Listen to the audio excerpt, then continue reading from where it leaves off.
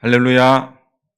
오늘도 예배로 나오신 여러분 모두를 주님의 이름으로 환영합니다. 한 주간의 첫날을 구별하여 예배하는 것이 얼마나 영광인지 모릅니다. 이 예배를 통해서 하나님 주시는 은혜로 힘을 얻고 또 한 주간도 주님과 동행하는 저와 여러분 되기를 바랍니다. 이 시간 우리 다 함께 자리에서 일어나셔서 마음과 뜻과 정성을 모아 살아가신 하나님 앞에 예배로 나아가겠습니다.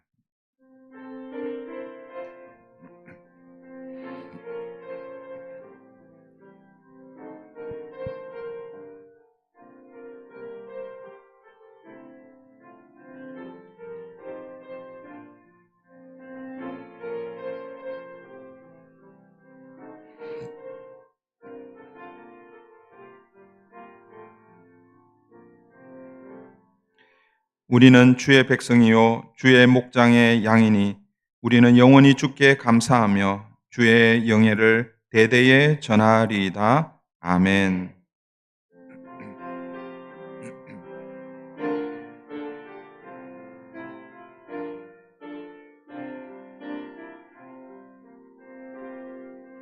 나는 하나님을 예배하는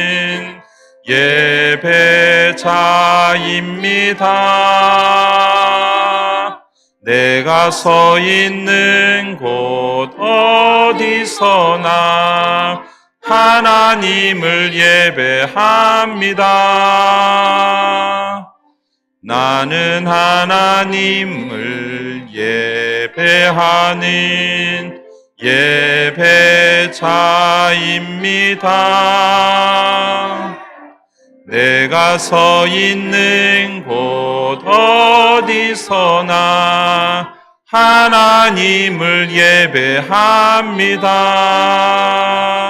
내 영혼 거룩한 은혜를 향하여 내 마음 완전한 하나님 향하여 이곳에서 바로 이 시간 하나님을 예배합니다. 주님의 영광 모든 나라 위에 주님의 영광 온 세계 위에 하늘에 계신 우리 아버지 영광 찬양해 우리 주님 나라 영원하리라. 우리 주님 뜻은 이루어지리라. 주님의 영광 모든 나라 위에 주님의 영광 온 세계 위에 하늘에 계신 우리 아버지 영광 찬양해 우리 주님 나라 영원하리라. 우리 주님 뜻은 이루어지리라.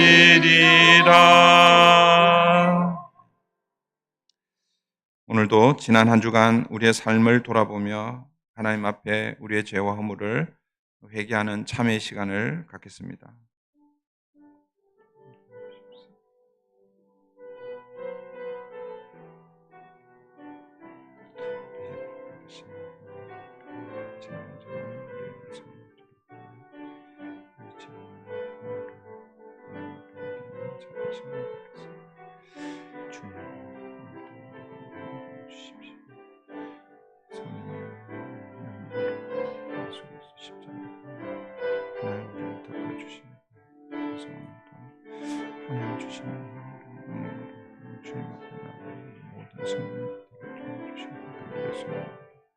오늘도 이 예배가 우리를 새롭게 하고 이 예배가 주님을 더 가까이 나아가게 하고 이 예배가 또 한 주간 세상과 공부하면서 이기며 나아갈 수 있는 힘될 수 있도록 주님 주십시오. 내 안에 있는 연약함 주님께서 십자가 은혜를 덮어주시길 감사드립니다. 주의 함께해 주시고 주님을 도와주시고 주님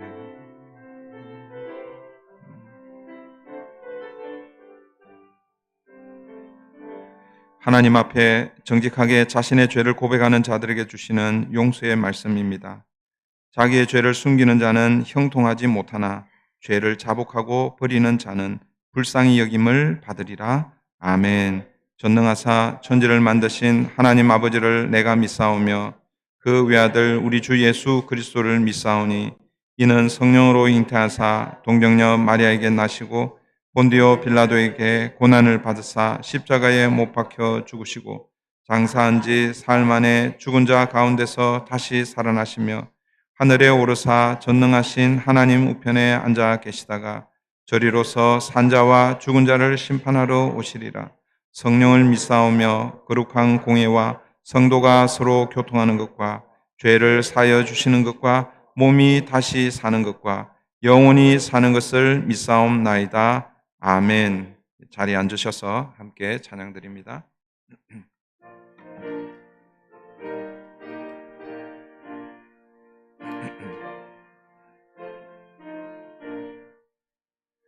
구세주를 아는 이들 찬송하고 찬송하세. 마음과 뜻과 힘 다하여 경배드리세. 주를 알지 못한 이들 주가 친히 인도하사 그의 피로 구속하니 찬송 부르세. 악한 사람 도움 받아 시험 중에 참게 되니 모든 죄를 이길 힘은 믿음뿐이라. 진리 되신 우리 주님 영원토록 변함없네. 성도들아 주를 믿어 길이 섬기세.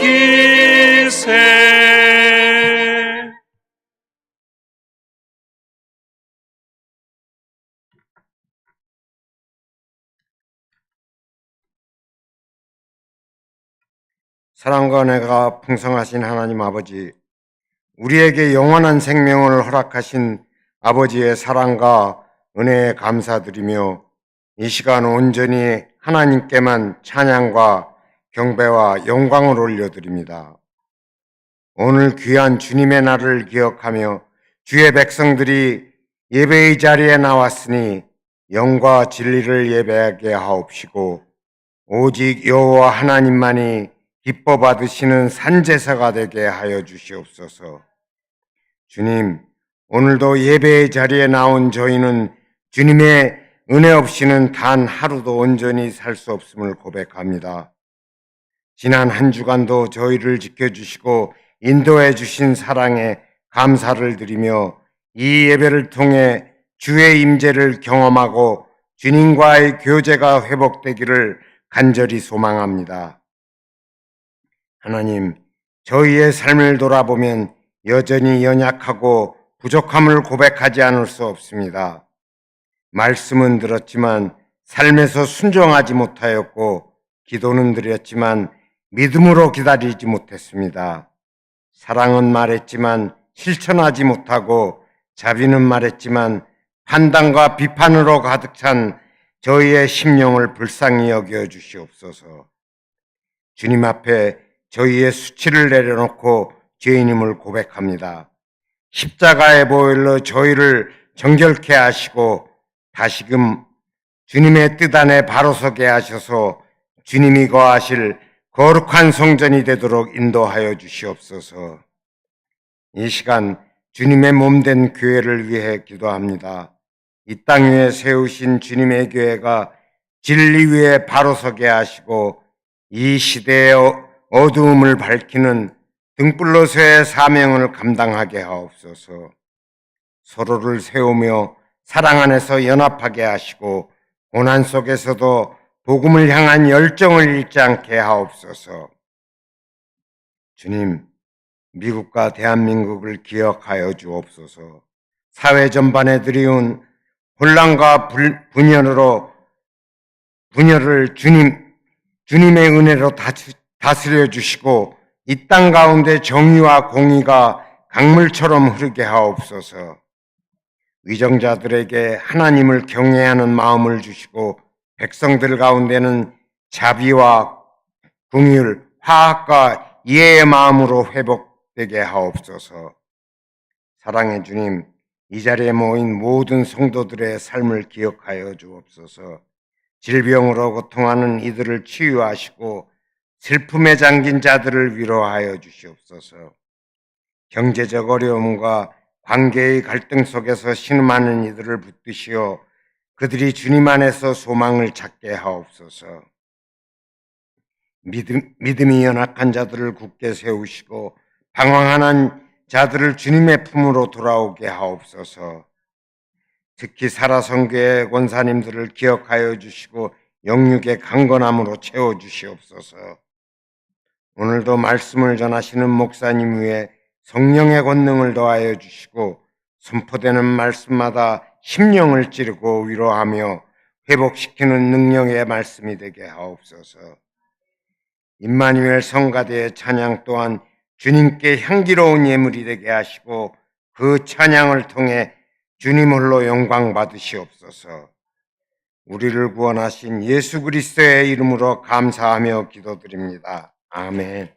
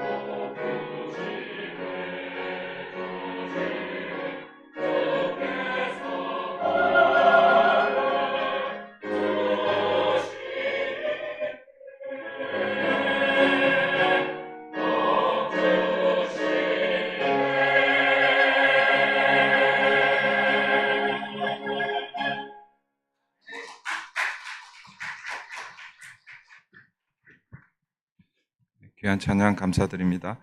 오늘 우리에게 주시는 하나님 말씀 히브리서 1장 7절부터 14절까지 말씀입니다. 히브리서 1장 7절부터 14절까지 한 목소리로 봉독하도록 하겠습니다.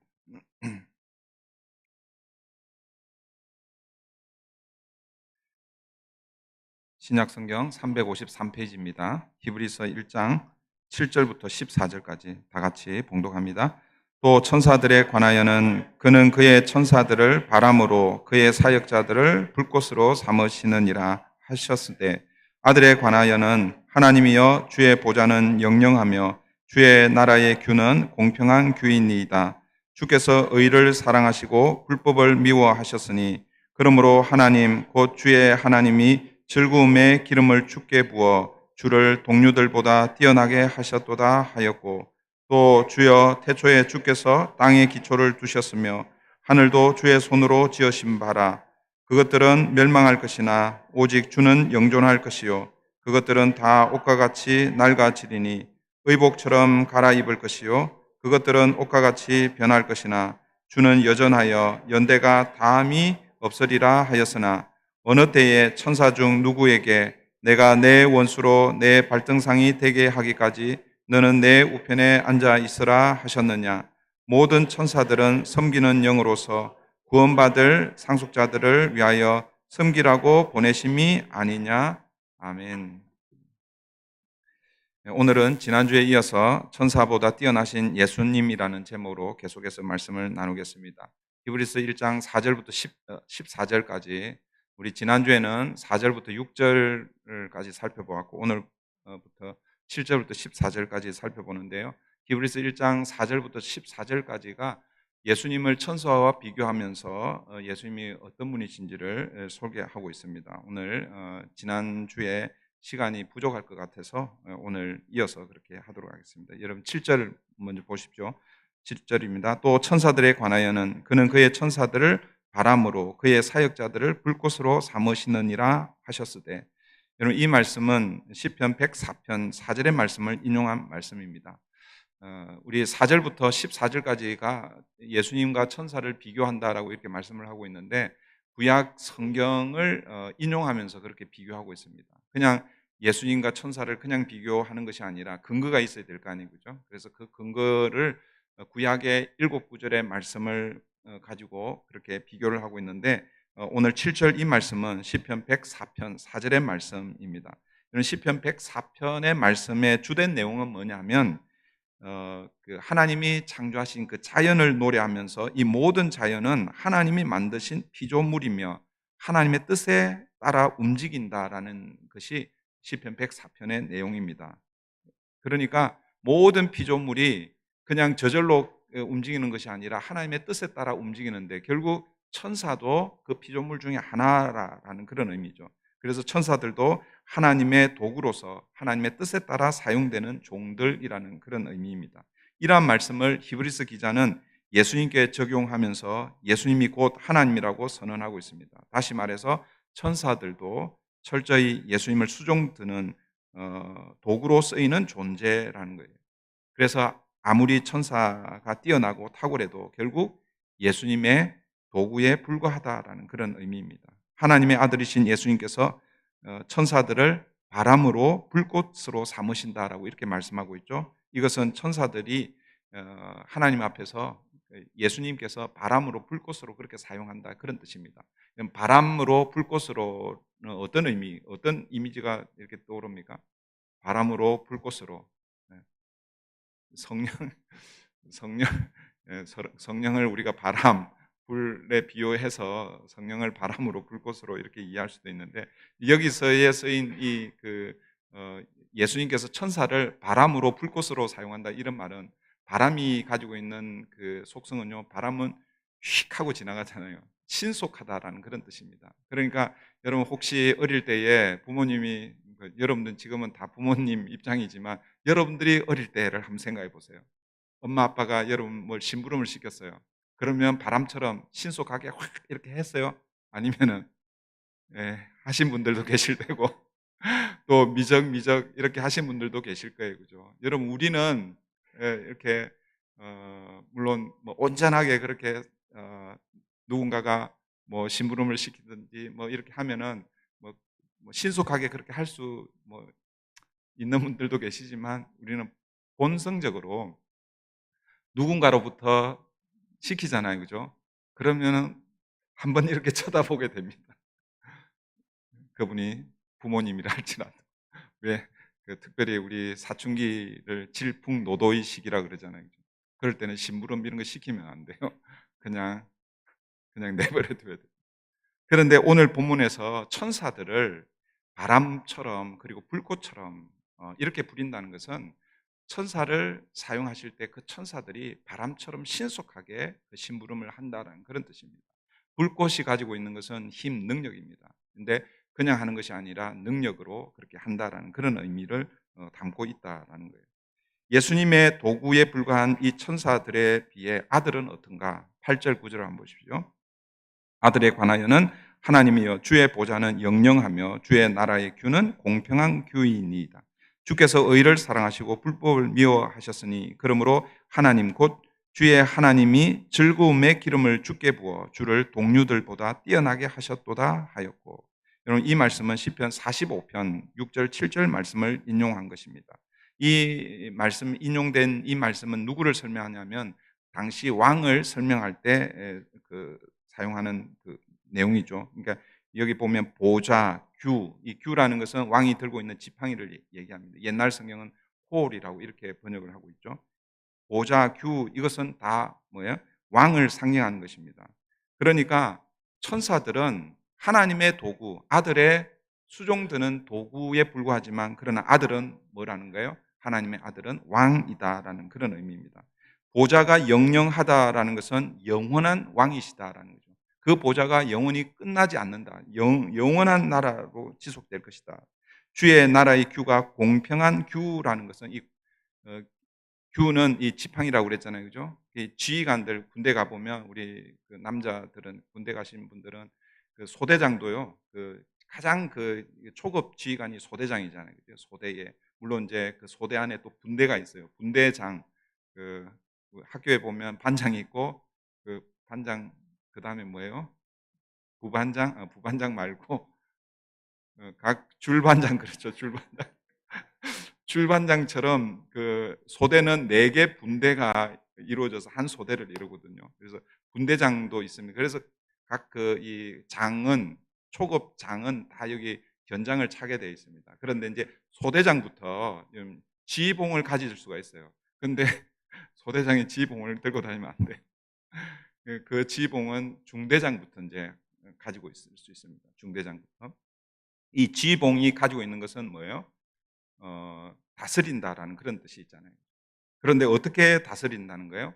그 규를 무슨 규라고 그럽니까? 공평한 규라고 이렇게 표현하고 있죠. 그러니까 뭐예요? 공평하게 다스린다라는 그런 의미입니다.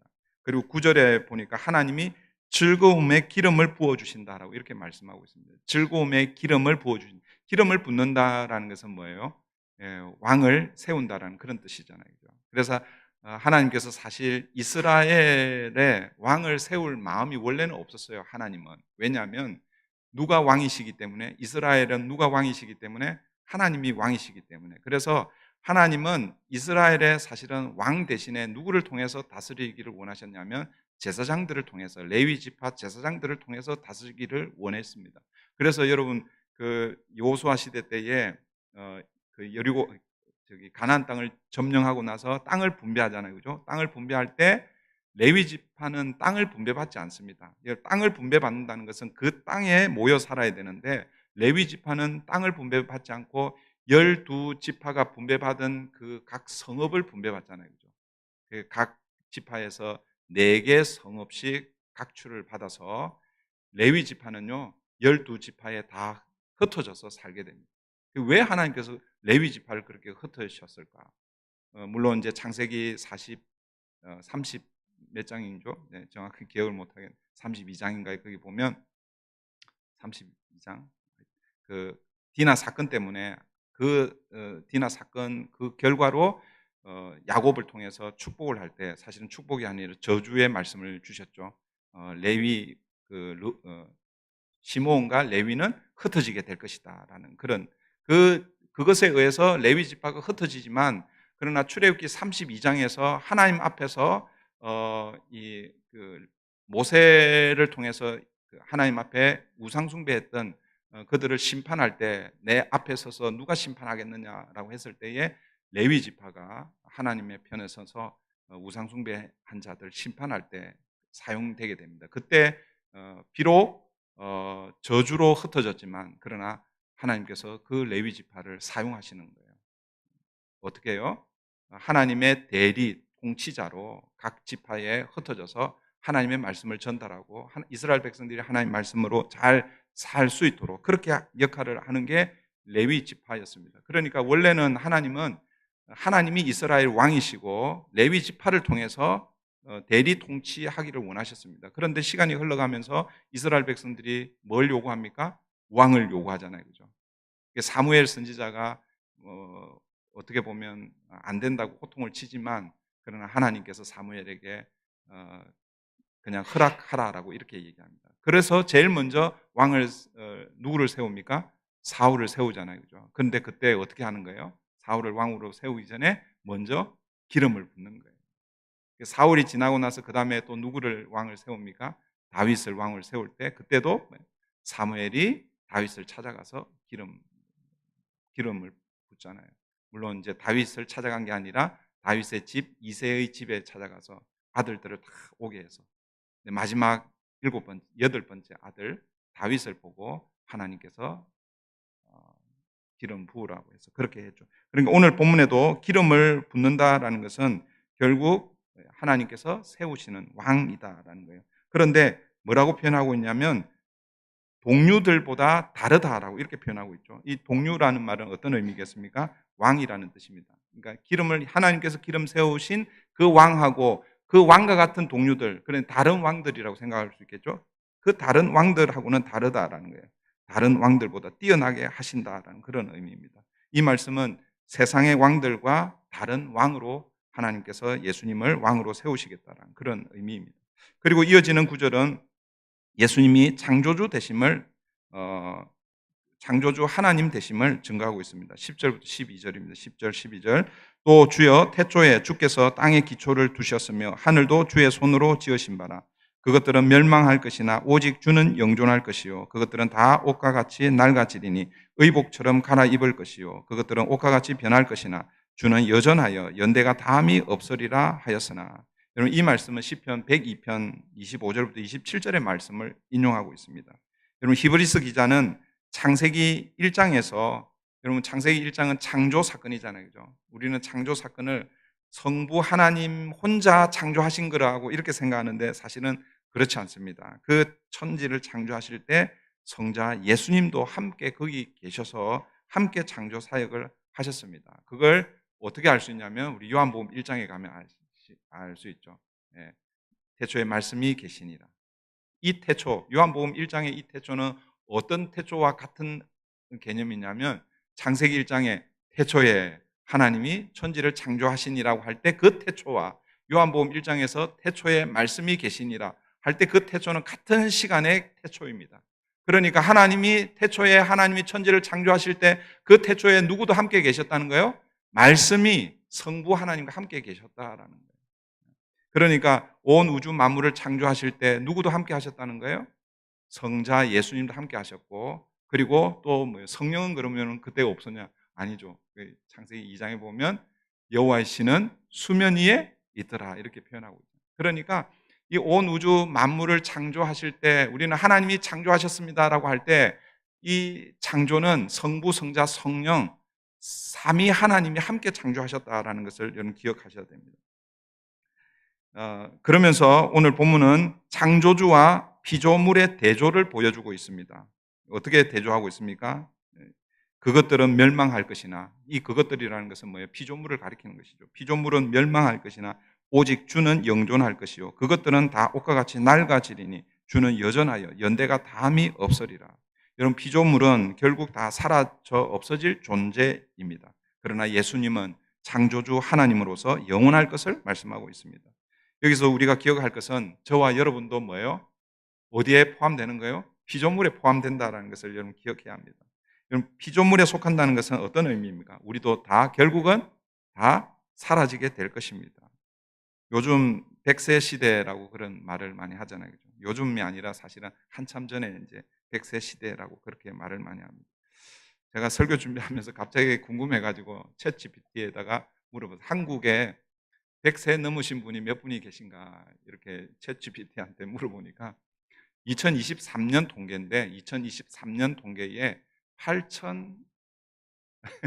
100세가 넘으신 분이 8천 한 3, 400명인데 그런데 이게 정확한 통계가 아니어서 왜냐하면 돌아가셨는데 이게 행정 처리가 제대로 안 돼 있어서 여전히 살아계신 분으로 이렇게 남아있는 분들도 있다는 거예요. 그래서 조금 더 정확하게 한 8천 명 정도라는 거예요. 지금 2025년이잖아요. 이 2년 전 통계거든요. 돌아가신 분들이 더 많을까요? 아니면은 98세에서 100세가 되신 분이 더 많을까요? 잘 모르겠어요. 어쨌든 8천 명에서 한 10,000명 사이가 한국에 그렇게 100세 이상 되신 분이 있다는 거예요. 그런데 제가 목회하는 동안에 직접 교회에서 100세 되신 분을 사실은 만나보지는 못했습니다. 직접. 제가 그 전에 사역할 때 99.10개월인가 그렇게 사시고 그렇게 돌아가신 분이 계세요. 그때 그 장례식 함께 참여하고 있는데 물론 이제 한국 나이로 하면 뭐 100세, 101세가 되지만 만으로 따지면 한 달인가 두 달 모자라는 100세라고 그러시더라고요. 근데 그 딱 한 분을 그렇게 보았습니다. 제 가까이에서. 그런데 사실은 뭐 뉴스나 뭐 다른 어떤 걸 통해서는 100세 넘어가신 분들이 많이 있지만 실제로 우리 주변에서 이 100세 이상을 사시는 분을 사실은 찾기가 쉽지는 않습니다. 이제 우리 교회 중에 이제 지금 두 분 정도가 계세요. 한 분은 지금 출석을 안 하고 계시고 집에 계시고 한 분은 지금 현장 예배에 출석하고 계신 분이 계세요. 이제 몇 년 더 지나면 이제 100세를 찍을 것 같은데 100세를 이제 우리 눈으로 이렇게 좀 보면 좋을 것 같아요. 그죠? 여러분들이 기도를 많이 해주세요. 99세 뭐 10개월 이게 아니라 100세를 딱 찍고 그랬으면 좋겠습니다. 그럼 또 혹시 그러면 나 100세만 살라는 말인가? 그렇게 혹시 오해하지는 마시고 하나님은 허락하시는 대로 또 그렇게 했으면 좋겠습니다. 근데 결국 제가 뭘 말씀드리려고 하냐면요. 우리가 현실에서 100세를 물론 여러분 가까이에서 100세 사시는 분들을 보실 수는 있지만 우리가 실제로 100년을 이렇게 넘기기가 쉽지 않다라는 거죠. 우리는 결국 다 뭐예요? 100년 안에 다 없어질 존재라는 것입니다. 그런데 창조주이며 영원하신 주님은 100년도 채 살지 못하는 어떤 의미에서는 절망 가운데 소망 없이 살아가는 저와 여러분을 구원하기 위해서 창조주의 영광을 다 버리시고 이 땅에 오셨다라는 것이죠. 그리고 십자가에서 유한한 우리를 영원을 사모할 수 있도록 은혜를 베풀어 주신 것이 바로 예수 그리스도, 창조주 대신 예수 그리스도께서 오셔서 그 일들을 하셨다라는 거예요. 그래서 여러분 오늘 비록 우리가 유한한 존재임에도 불구하고 우리는 예수 그리스도 안에서 영원한 생명을 소망하며 살 수 있는 것입니다. 어떻게 해요? 누구든지 예수 그리스도를 구주와 주님으로 영접할 때 우리는 비록 연약하지만 유한하지만 그래서 100세를 뭐 넘기실 분도 계시지만 거의 대부분 다 100세 근처에서 다 사라질 존재이지만 그러나 영원을 소망하며 살 수 있도록 하셨다는 것입니다. 사랑하는 성도 여러분, 다시 한번 기억하십시오. 우리가 비록 이 땅에 살지만 그리고 100세를 넘기기가 쉽지는 않겠지만 그러나 우리는 영원을 향해 산다라는 것을 여러분 늘 기억해야 할 것입니다. 13절, 14절에서 예수님과 다시 천사가 비교되고 있습니다. 여러분 13절, 14절 보십시오. 오늘은 설교가 굉장히 빨리 끝날 것 같아요. 벌써 마지막입니다. 13절, 14절. 마지막이라 해놓고 또 길게 할지 모르니까 항상 긴장하십시오. 13절, 14절. 어느 때에 천사 중 누구에게 내가 내 원수로 내 발등상이 되게 하기까지 너는 내 우편에 앉아 있어라 하셨느냐. 모든 천사들은 섬기는 영으로서, 옛날 성경은요 부리는 영으로 이렇게 표현하고 있습니다. 구원받을 상속자들을 위하여 섬기라고 보내심이 아니냐. 이 13절 말씀은 시편 110편 1절의 말씀을 인용하고 있습니다. 여기서 내 원수로 내 발등상 되게 한다라는 것은 원수를 제 앞에서 발 아래 둔다라는 그런 뜻입니다. 여러분, 발등상이라는 게 발을 올려놓는 푸스툴, 영어로 보면 푸스톨, 발을 이제 피곤할 때 발 탁 올려놓으면 피로가 풀리나요? 아니면은 의자에, 그러니까 이게 임금이 보좌에 앉으면 사실은 딱 발을 올려놓을 수 있는 이런 게 있죠. 그리고 고대 전투에서는요, 나라와 나라가 전쟁을 하잖아요, 그죠? 그럼 만약에 지잖아요, 그죠? 그럼 누구를 잡아옵니까? 왕을 잡아오잖아요. 그 왕을 잡아와 가지고 어떻게 합니까? 무릎을 꿇게 하죠. 그리고 이긴 왕은 왕의 엎드린 거기에 발을 탁 올려놓는 거예요. 이게 발등상. 그 발을 올려놓은 왕은 승리한 왕이고, 그 밑에 있는 왕은 뭐예요? 패배한 왕이라는 거죠. 내 하나님께서 원수를 예수 그리스도의 발등상으로 삼으실 때까지, 그때 너는 이제 내 우편에 앉아 있으라라고 이렇게 말씀하고 있습니다.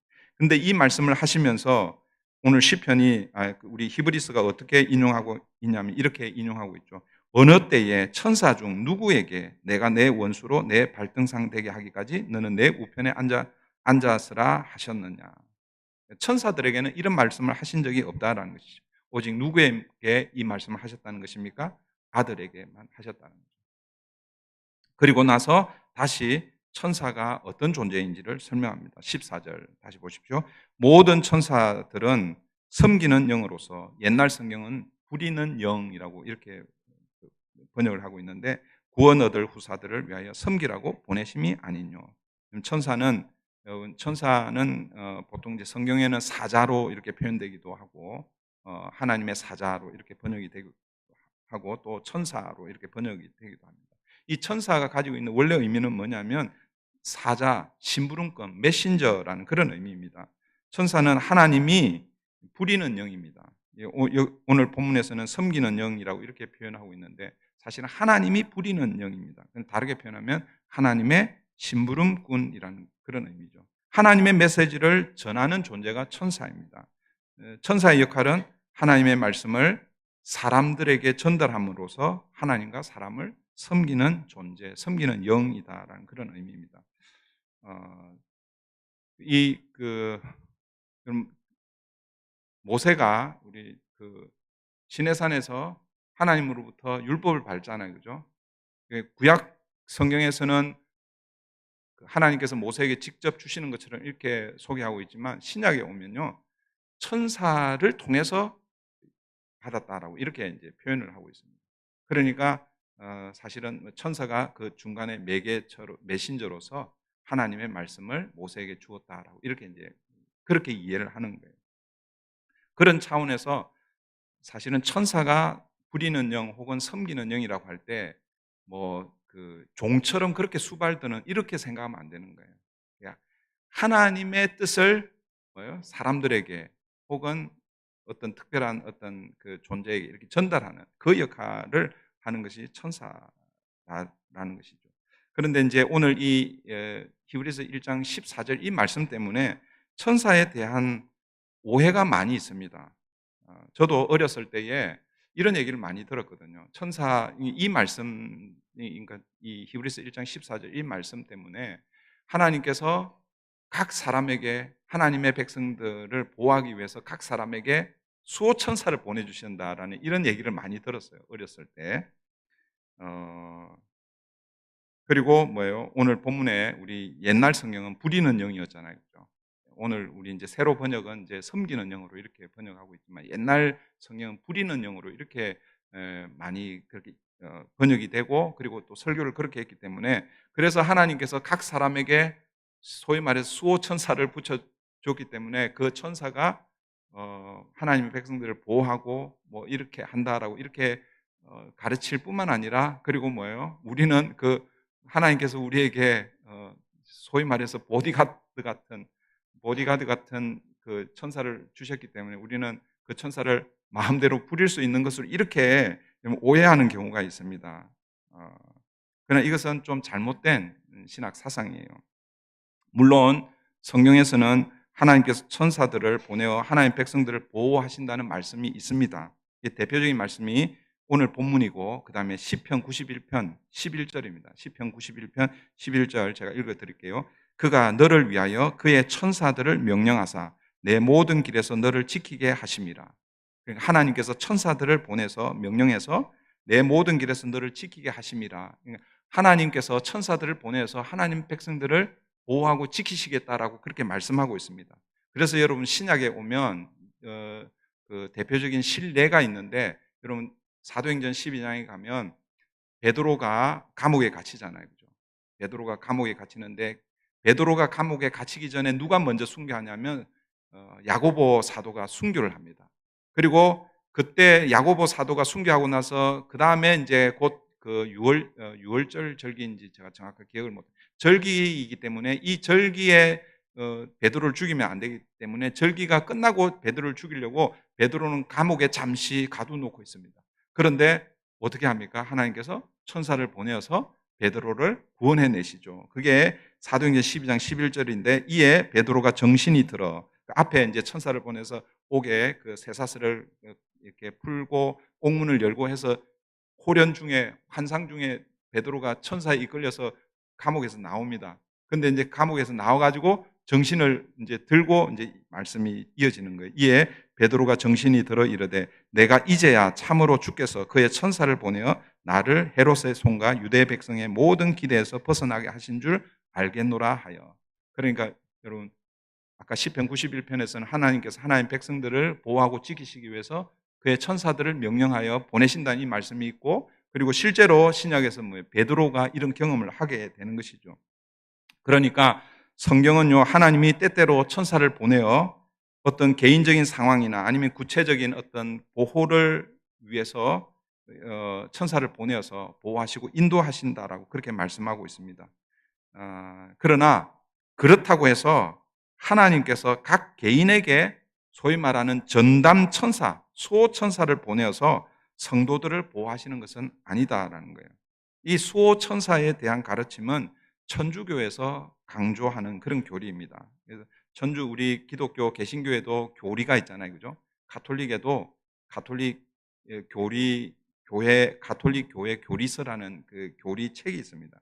그 가톨릭 교회 교리서에 의하면 천사에 대한 이런 내용이 있습니다. 하나님께서는 천주교에서는 하느님이라고 이렇게 부르니까 하느님께서는 태어나면서부터 죽을 때까지 인간 각자에게 수호 천사를 보내주셔서 그를 지켜주고 인도하게 하신다라는 이런 교리가 있는 거예요. 그러니까 이 천주교에서 교육하는 이 교리가 사실은 기독교 개신교에도 이렇게 흘러와가지고 어떤 목사님들이 그렇게 설명을 하는 거예요. 하나님께서 여러분 각자에게 수호 천사를 보내주셔서 여러분을 보호하고 인도하신다라고 이렇게 설교하고 이렇게 제가 어릴 때 그런 걸 들었어요. 그리고 또 어떤 분은요, 자기에게 하나님께서 수호 천사를 보내서 굳게 믿고 그렇게 신앙생활하는 사람이 있더라고요. 여러분 천사가 보호해 주는 게 좋아요? 아니면 하나님이 보호해 주시는 게 좋아요? 물론 하나님이 천사를 통해서 보호해 주시겠지만 그게 성경에서 부정하는 게 아니에요. 하나님께서 특별한 때에 어떤 특정인들을 위해서 천사를 보내서 보호해 주시기도 합니다. 그러나 가톨릭에서 가르치는 이 교리처럼 각 사람에게 전담 수호 천사를 보내서 그렇게 하시지 않는다라는 거예요. 개혁주의 전통에 있는 교회들은요, 각 개인에 대한 전담 수호 천사에 대해서는 가르치지 않습니다. 칼빈은 기독교 강요에서 이 부분을 이렇게 설명하고 있습니다.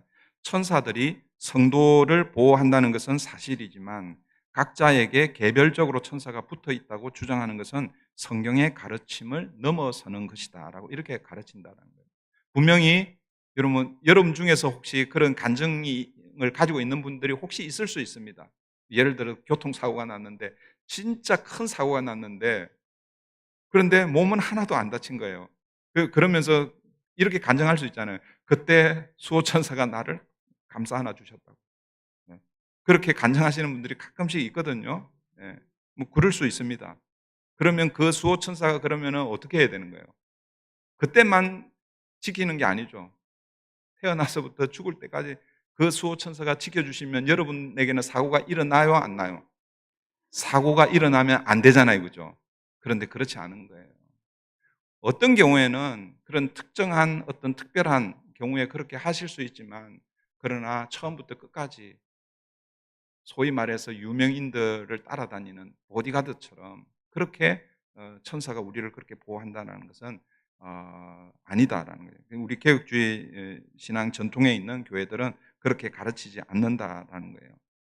하나님께서 천사들을 사용해서 그의 백성을 보호하신다는 사실은 인정합니다. 그러나 각 사람에게 개인 수호 천사가 배정되어 있다는 생각은 성경적이지 않다라고 그렇게 가르치는 거예요.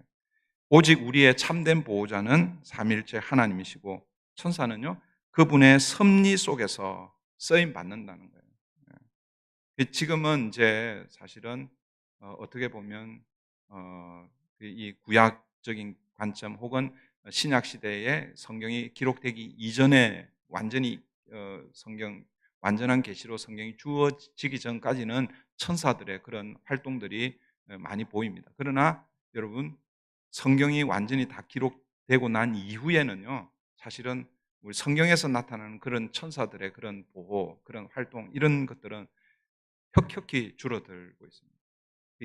기적과 이적들도 우리 만약 예를 들어 구약 뭐 아니면 구약 아니라 신약에서 예수님이 기적을 일으키고 이적을 일으키고 또 제자들도 그렇게 했잖아요, 그죠?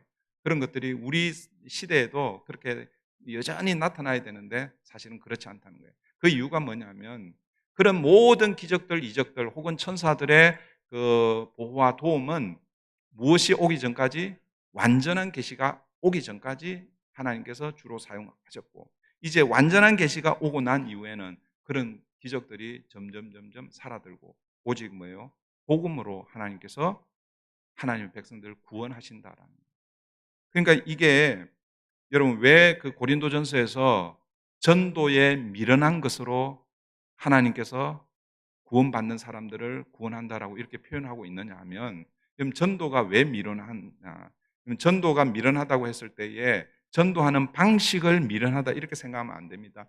전도에 미련한 것이란 이 말은 뭐냐면, 전도가 뭐예요? 전도가 우리말로 풀었으면 도를 전하는 거잖아요. 도를 아십니까? 거기서 말하는 그 도하고 우리가 전하는 도하고는 틀립니다. 이 도는 그리스도의 도, 십자가의 도를 가리키는 거죠. 그러니까 십자가를 전하는 이 방식으로 하나님께서 하나님의 백성들을 불러 모으신다는 거예요. 그런데 그게 사람들이 볼 때는 너무나 뭐예요? 미련하게 보인다는 거죠. 어리석게 보이는 거예요. 왜 그렇습니까?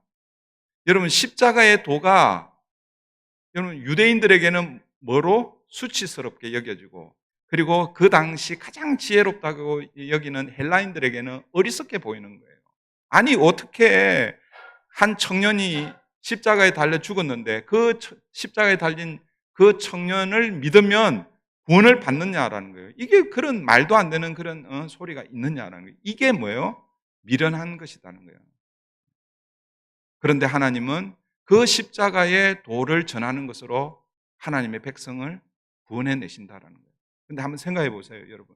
이 십자가의 도를 전하는 것 이것 말고 예수님의 제자들, 사도들 혹은 오늘 저와 같은 예수 믿는 사람들에게 하나님께서 그냥 치유의 은사를 이렇게 줘가지고 사람들을 그냥 가가지고 기도 이렇게 해가지고 그냥 갑자기 그냥 확 일어나고 이런 기적을 통해서 하면 훨씬 더 예수 믿는 사람들이 많아질 것 같지 않아요? 저는 그랬으면 훨씬 더 예수를 믿을 가능성이 더 많을 것 같다는 생각이 들어요. 그런데 하나님은 그렇게 하시지 않는다. 미련하게 보이는 그 십자가의 도를 전함으로, 그 십자가의 도가 유대인들에게는 수치스러워. 왜 유대인들은 수치스럽다고 그렇게 표현을 합니까? 유대인들에게는요, 나무에 달린 자는 하나님의 저주를 받았다라는 그런 율법의 말씀 때문에 어떻게 하나님이 보내신 메시아 구세주가 나무에 달려 죽을 수 있느냐. 그래서 예수를 믿을 수 없다는 거죠. 그 헬라인들은 그게 말이 되냐라는 거예요. 십자가에 달려 죽은 사람이 우리를 구원한다. 말도 안 되는 소리라는 거죠.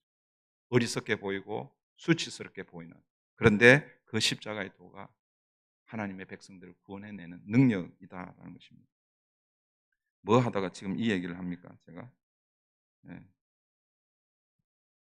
천사에 대한 오해 얘기하다가 지금 이 얘기를 했는데 길을 잃었습니다.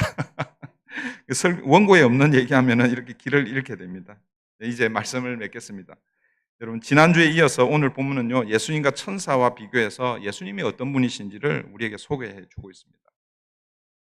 구약 성경 우리 지난 4절 그러니까 4절부터 5절부터 이제 구약 성경이 인용이 되는데 전체가 몇 개의 구약 성경이 인용이 되냐면 7구절이 인용이 됩니다. 그 7구절을 기초해서 예수님과 천사를 그렇게 비교하고 있습니다.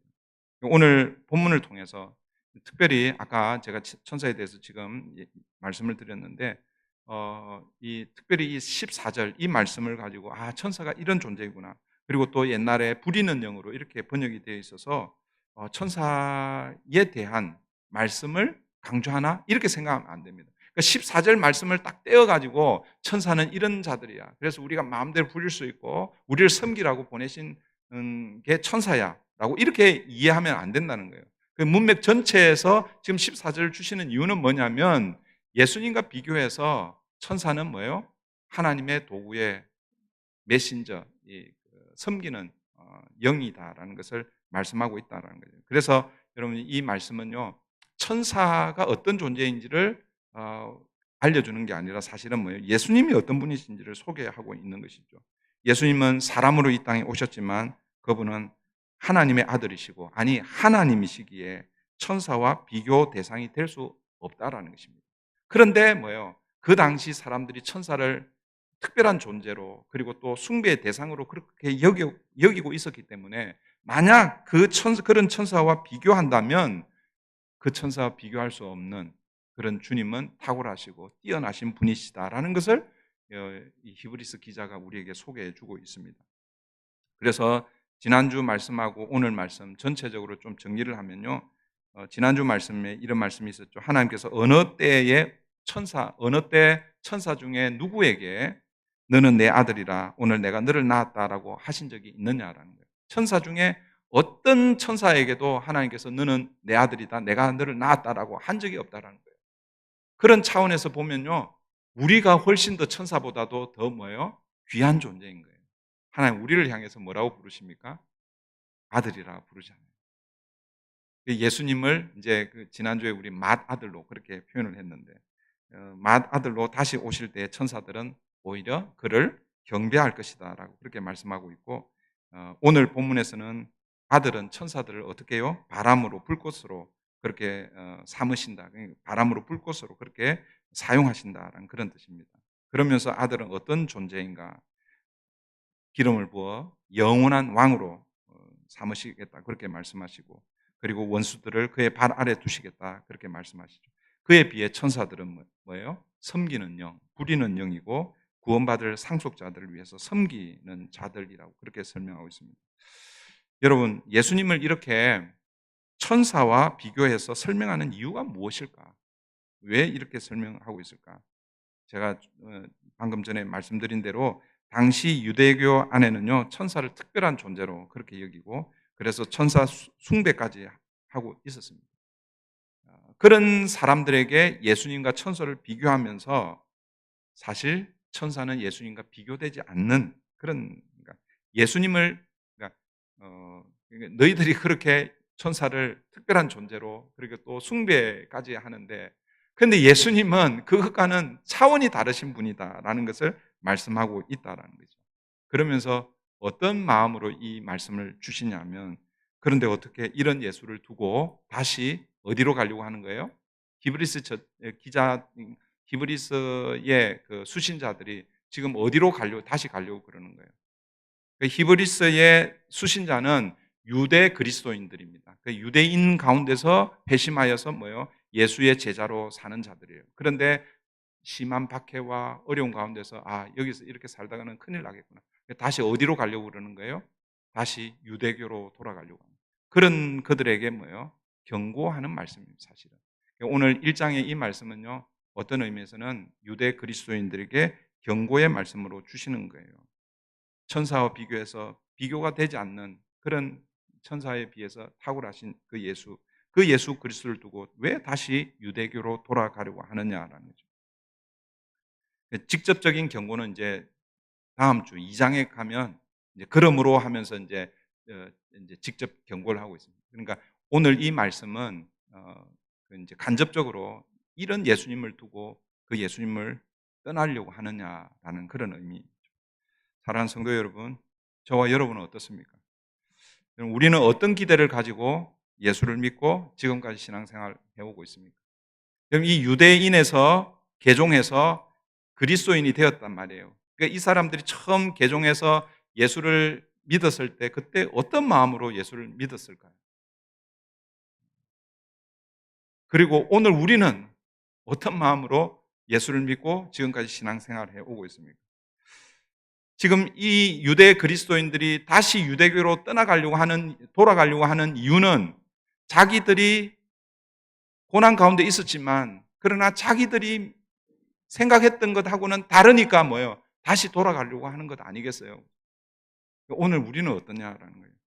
혹시 여러분이 바라는 기대가 충족이 되지 않아서 아니면 오랫동안 하나님 앞에 기도하는 그 기도가 응답이 되지 않아서 예수를 믿으면 만사 형통 모든 것이 다 잘 되고 복을 받는다고 그렇게 믿었는데 그런데 예수를 믿으면 믿을수록 더 상황은 어려워지고 더 힘든 일은 많아지고 고통만 더 늘어나고 그래서 혹시 예수를 떠나려고 했던 그런 생각을 하신 적은 없습니까? 오늘 히브리서 기자는 그런 자들을 바라보면서 예수님이 어떤 분이신지 천소와 비교하며 예수님을 소개하고 있는 것입니다. 예수님은 그 무엇과도 그 누구와도 비교할 수 없는 바꿀 수 없는 분이 바로 예수 그리스도라는 것입니다. 그렇게 예수님을 믿고 있습니까? 여러분의 고난보다도 더 크신 분이 예수님이십니다. 여러분들이 기대하는 것보다도 훨씬 더 크신 사실은 우리가 상상할 수 없는 분이 바로 예수 그리스도입니다. 그런데 우리는 현실 앞에서 그 크신 분을 종종 잊어버릴 때가 많이 있다는 것을 다시 한번 이 말씀을 통해서 생각하시고 오늘도 그 무엇과도 그 누구와도 비교할 수 없는 그 주님을 바라보고 한 주간도 주님과 동행하는 저와 여러분 되면 좋겠습니다. 우리 찬송가 94장 우리 찬송 부르면서 드려진 예물 하나님 앞에 올려드리겠습니다.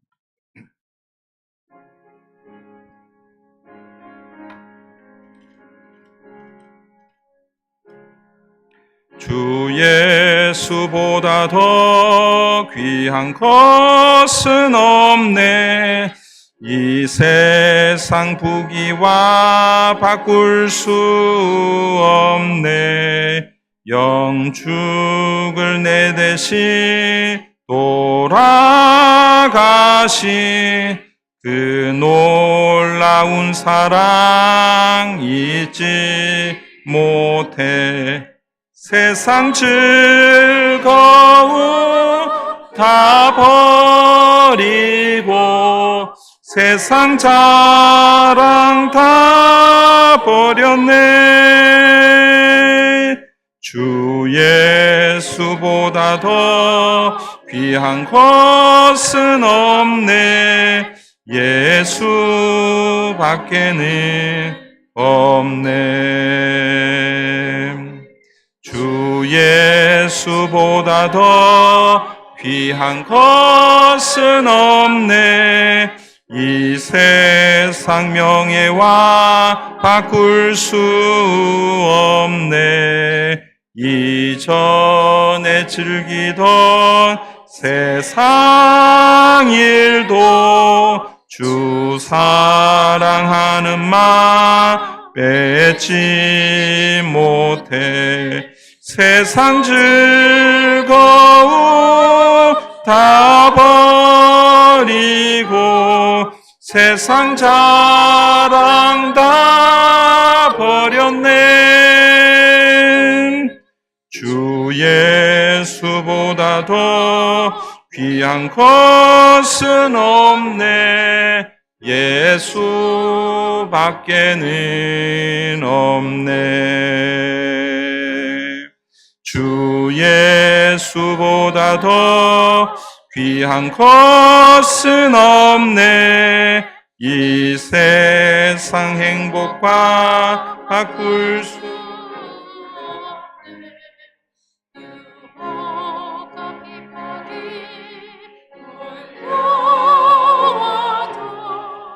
주 섬기는 내 맘 변치 않아.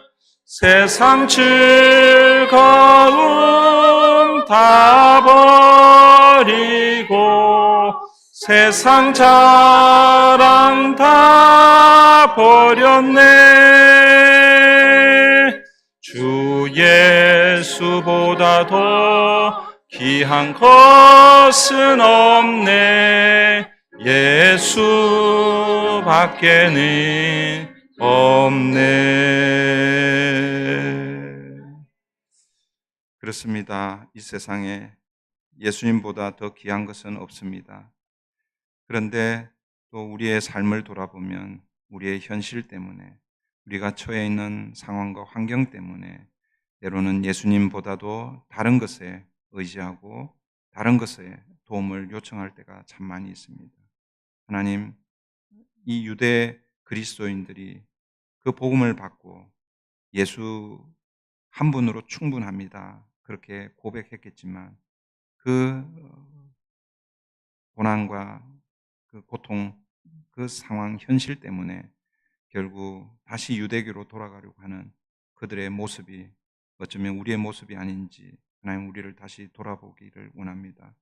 그래서 오늘도 우리의 삶의 그 현실 가운데서 어렵고 힘들지만 다시 세상으로, 다시 원래의 자리로 돌아가는 것이 아니라 오늘도 그 고통의 현장에서 고통보다도 더 크신 주님을 바라보며 주님 붙들고 믿음의 여정을 걷는 우리 모든 성도님들 되게 도와주시옵소서. 오늘도 이 예배의 자리에 나올 때 그저 나오지 않게 하여 주시고 베풀어 주신 그 하나님의 은혜를 생각하며 11조와 감사헌금과 주중헌금과 성도님들 사랑하는 마음으로 중식헌금과 어린 영혼들을 또 기억하며 헌화헌금과 또 선교와 전도를 위해 또 여러 가지 기도의 제목으로 올려드리는 예물들이 있습니다. 드려진 예물마다 우리 하나님 받으시고 또 주님의 나라와 또 교회가 해야 할 일들에 바르게 사용될 수 있도록 우리 하나님 함께하여 주시옵소서. 감사하며 예수님의 이름으로 기도하옵나이다. 아멘. 지난주 암송구절 우리 다 같이 하겠습니다. 다 같이 합니다. 시작. 내가 복음을 부끄러워하지 아니하노니 이 복음은 모든 믿는 자에게 구원을 주시는 하나님의 능력이 됨이라. 먼저는 유대인에게요 그리고 헬라인에게로다. 로마서 1장 16절 말씀 다 같이 합니다. 시작. 내가 복음을 부끄러워하지 아니하노니 이 복음은 모든 믿는 자에게 구원을 주시는 하나님의 능력이 됨이라. 먼저는 유대인에게요 또한 헬라인에게로다. 로마서 1장 16절 말씀. 이번 주 암송구절입니다. 다 같이 합니다. 시작. 모든 사람이 죄를 범하였음에 하나님의 영광에 이르지 못하더니. 로마서 3장 23절. 한 주간도 말씀 붙들고 주님과 동행하는 저와 여러분 되기를 바랍니다. 목장대항 우리 탁구대 지금 5번 게임 한 것 같아요. 이제 2번 정도 남은 것 같아요. 2번 이제 하고 아마 4강을 뽑는 거예요. 4강을 뽑아서 나중에 우리 12월 첫 주에 아마 이제 준결승, 결승 이제 이렇게 하고 아마 이게 탁구 대회가 다 끝나고 나면 이제 피클볼 이제 시작할 텐데 피클볼은 조금 더 많이 움직여야 되니까 여러분 조심하시고 그렇게 하시면 좋을 것 같고요. 그 다음에 또 우리 그 준비하시는 분들 잘 이렇게 오르가나이즈해서 잘 진행될 수 있도록 그렇게 해주시면 좋겠습니다. 우리 수요 캠퍼스 전도를 위해서 여러분 계속 같이 기도해 주시고 또 참여해 주시면 감사하겠고요. 이번 주는 마운색이에요. 마운색, 네, 마운색입니다.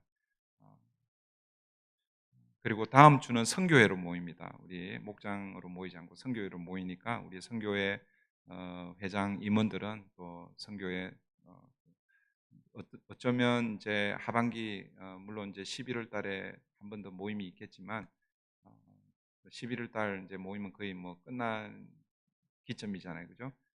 마지막 이제 또 우리 각 선교회가 해야 할 사역들을 잘 의논하고 준비해서 잘 감당하면 좋겠습니다. 우리 새가족 환영회가 우리 10월 첫 주에 있습니다.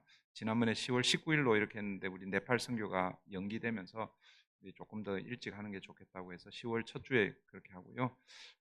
작년에 우리 새가족 환영회를 그때 하지를 못했습니다. 그래서 올해 작년하고 올해 그리고 또 그 전에 등록을 하셨지만 새가족 환영회를 참석을 하지 못하신 분들은 이 새가족 환영회는 같이 그 교제하고 또 환영하는 그런 의미, 뭐 특별한 순서가 없습니다.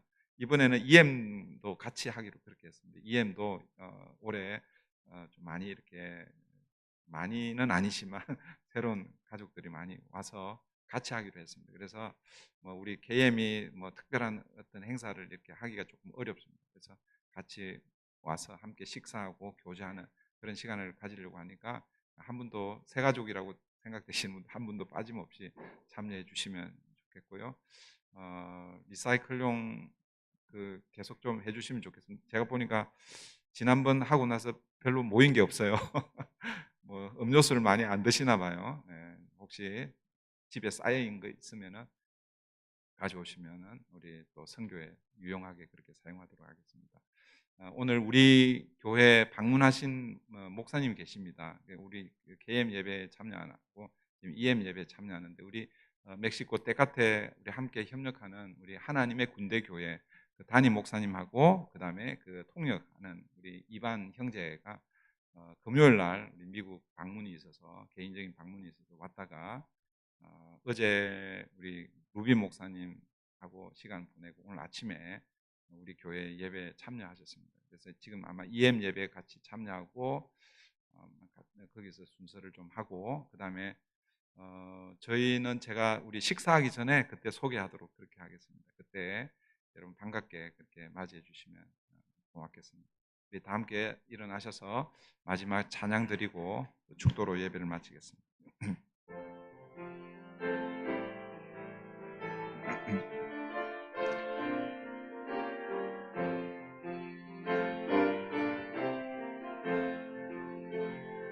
우리는 주의 백성이오니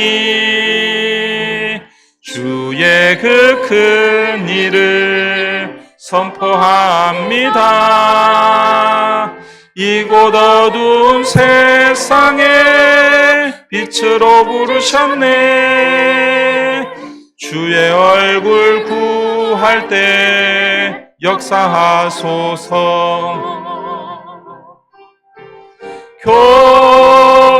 교회를 세우시고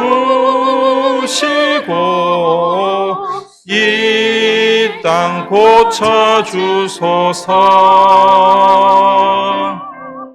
주님 나라 임하시고 주 뜻 이루어지다.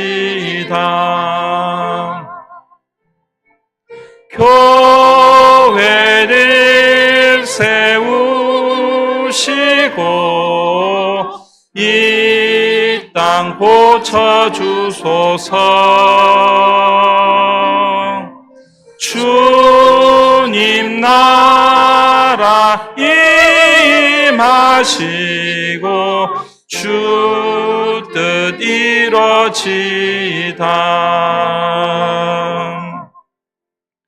이제는 우리의 구주가 되시는 예수 그리스도의 은혜와 하나님 아버지의 그 크신 사랑과 성령 하나님의 감화 감동 교통하심이 오늘도 말씀을 붙들고 세상을 향해 나아가는 사랑하는 성도들과 그 가정과 일터 위에 우리 자녀들과 브릿지 교회 위에 오늘도 말씀을 들고 수고하는 선교사님들과 그 선교 현장 위에 이제로부터 영원토록 함께 하시기를 간절히 축원하옵나이다. 아멘.